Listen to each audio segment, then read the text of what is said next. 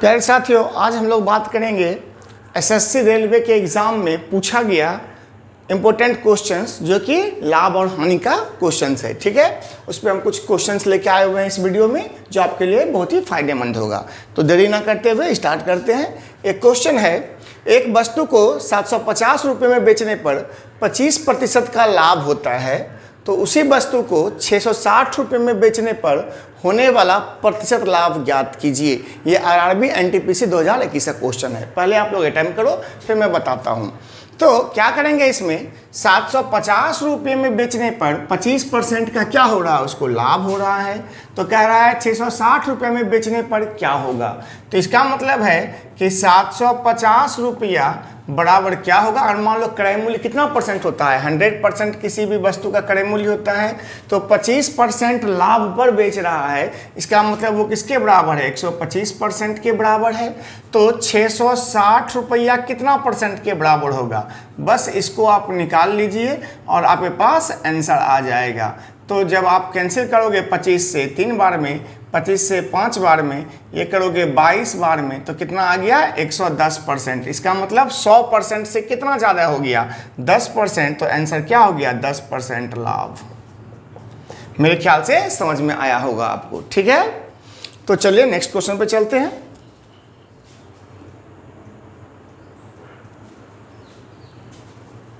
चलिए, ये है सेकंड क्वेश्चन। इसको फटाफट आप लोग पहले बनाने की कोशिश कीजिए। किसी वस्तु को 1600 रुपये में बेचने पर एक व्यक्ति को 20% की हानि होती है। उसे 20% का लाभ कमाने के लिए उस वस्तु को कितने रुपये में बेचना चाहिए। ऑप्शन है 2400, 1200, 3600, 4000 रुपया। तो फटाफट ट्राई करो पहले। चलिए, हो गया। चलिए देखते हैं क्या कर रहा है। एक वस्तु को 1600 रुपये में बेचने पर एक व्यक्ति को 20% की हानि होती है। तो 20% का लाभ कमाने के लिए उसे कितना में बेचना चाहिए। तरीका बहुत होगा। सबसे आसान मेथड अभी क्या बताए, क्रय मूल्य को क्या मानते हैं, 100 मानते हैं। तो 20% का हानि का मतलब क्या हो गया, 80%। तो 80% किसके बराबर है, 1600 रुपये के बराबर है। तो 20% अगर लाभ कमाना चाहेगा तो कितना परसेंट होगा, 120%। बस खत्म करो कहानी, सवाल खत्म हो जाएगा। 120% बाय 80%, परसेंट कैंसल आउट हो जाएगा। काटोगे कितना बार में कटेगा, 20 बार में। आंसर कितना हो गया, 2400 रुपया। जहाँ आंसर है 2400 वहाँ हिट कर लो, कहानी खत्म। ठीक है, चलिए नेक्स्ट क्वेश्चन लेते हैं।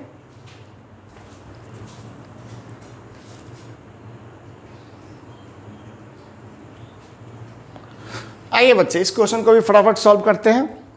क्वेश्चन कह रहा है, एक वस्तु को ₹1875 में बेचने पर, ₹1875 में बेचने पर अर्जित लाभ उस वस्तु को ₹1385 में बेचने पर होने वाली हानि के बराबर है। तो वस्तु का क्रय मूल्य ज्ञात करें। देखो, इस तरह का सवाल कंफ्यूज करता है बच्चे को, लेकिन बहुत आसान सवाल है।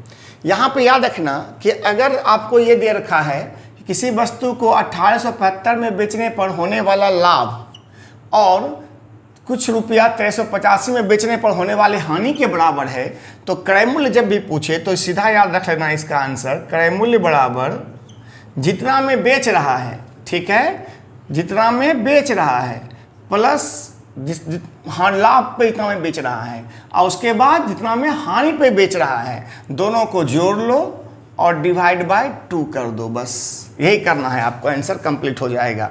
तो बताओ कितना आएगा, 5 5 10, 8 5 15, 1 16, 11 12 डिवाइड बाय 2 कितना आ गया, 1630 रुपया। ऑप्शन में है 1630, सी नंबर देखो, ऑप्शन आ गया 1630।